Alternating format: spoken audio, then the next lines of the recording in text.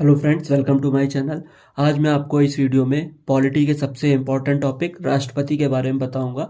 राष्ट्रपति से फ्रेंड्स प्रश्न आते ही आते हैं। आप किसी भी एग्ज़ाम की तैयारी कर रहे हो, आपका राष्ट्रपति से क्वेश्चन आता ही आता है। तो ये बहुत ही ज़्यादा आपके लिए हेल्पफुल रहने वाला है वीडियो, तो आप इस वीडियो को लास्ट तक देख सकते हैं। फ्रेंड्स, मैं बता दूं, मैं ये वीडियो आपको दो पार्ट में लाऊंगा, जिसमें मैं फर्स्ट इस पार्ट में आपको सारी चीज़ें बताऊंगा एंड सेकंड पार्ट में इसकी कार्य और शक्तियों का वीडियो मैं अलग से लेके आऊँगा। क्योंकि अगर मैं इसी वीडियो में अगर कार्य और शक्तियाँ भी बता दूंगा तो बहुत ही ज़्यादा ये वीडियो लंबा हो जाएगा। तो चलिए शुरू करते हैं। तो भारत के राष्ट्रपति का उल्लेख हमारे संविधान में भाग 5 पर मिलता है। और भारत का जो इसमें हमारा संविधान कहता है कि भारत का जो प्रथम नागरिक है वह राष्ट्रपति कहलाता है। भारतीय संघ की कार्यपालिका का जो अध्यक्ष होता है वह राष्ट्रपति होता है। और अनुच्छेद 52 क्या कहता है? अनुच्छेद 52 इसके पद के बारे में बताता है। मीन्स आपका एक राष्ट्रपति का पद होगा, उसके बारे में बताता है। अनुच्छेद 53 इसकी कार्य और शक्तियों के बारे में बताता है।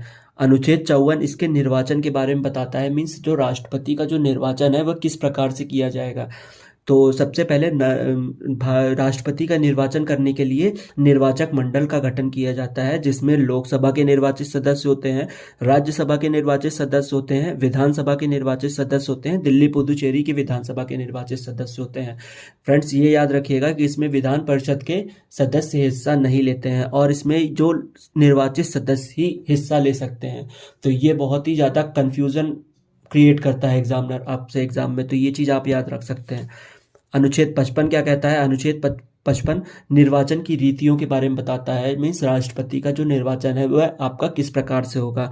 तो जो राष्ट्रपति का जो निर्वाचन है वह अप्रत्यक्ष निर्वाचन प्रणाली द्वारा किया जाता है।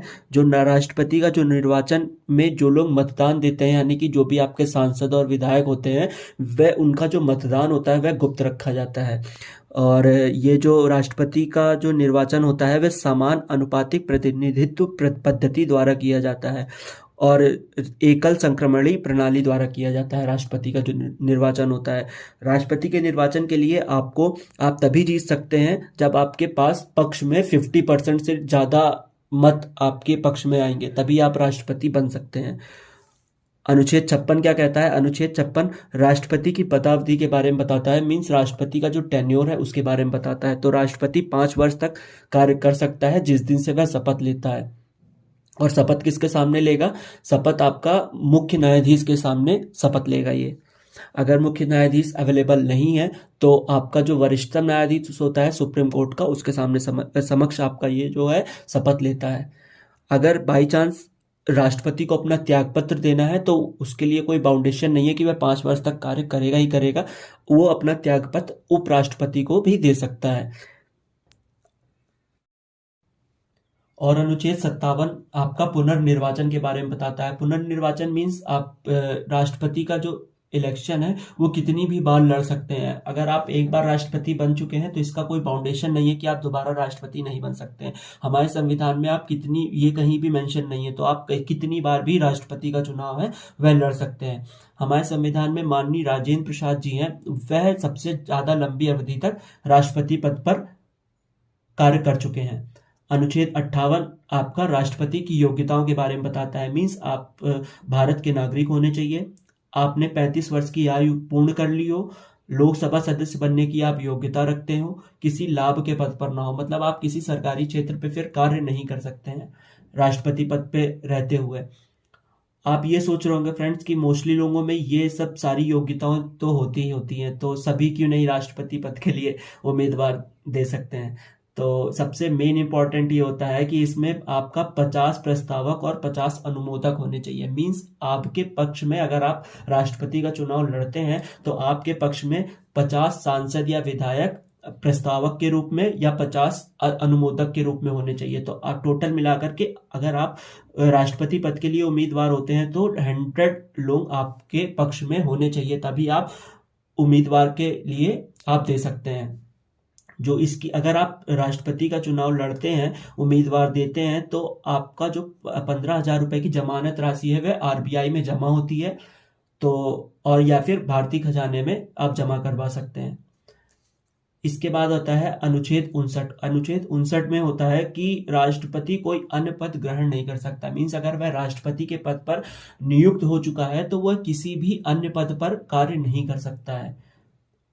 अनुच्छेद 60 क्या कहता है? अनुच्छेद 60 शपथ के बारे में बताता है, यानी कि जो राष्ट्रपति है, राष्ट्रपति हमारे मुख्य सुप्रीम कोर्ट का जो मुख्य न्यायाधीश होगा उसी के समक्ष जो है शपथ लेते हैं। अगर बाई चांस अगर मुख्य न्यायाधीश नहीं है, अनुपस्थित है, तो सुप्रीम कोर्ट के वरिष्ठतम न्यायाधीश के समक्ष राष्ट्रपति अपनी शपथ ग्रहण करते हैं।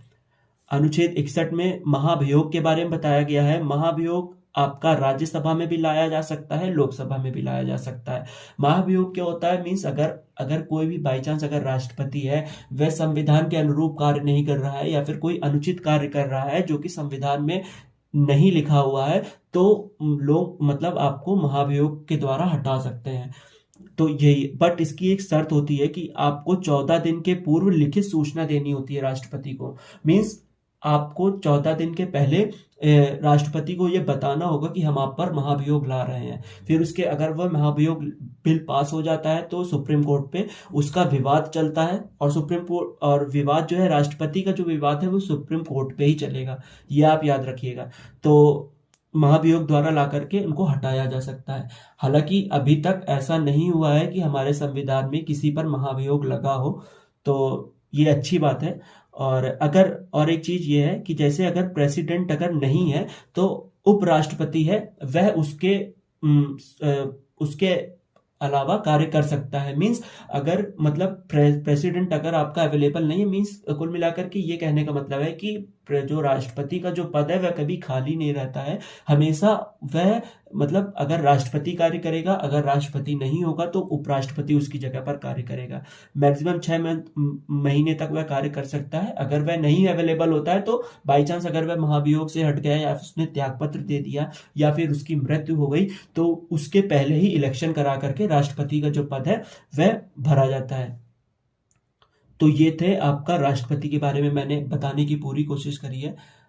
उम्मीद करता हूँ आपको ये वीडियो पसंद आई होगी। अगर आपको ये वीडियो पसंद आई है तो आप इसे लाइक कर सकते हैं, अपने फ्रेंड्स के साथ शेयर कर सकते हैं और हमारे चैनल को सब्सक्राइब कर सकते हैं। मैं इसका सेकंड पार्ट बहुत ही जल्द लाऊंगा जिसमें राष्ट्रपति की कार्य और शक्तियों के बारे में बताऊंगा आपको।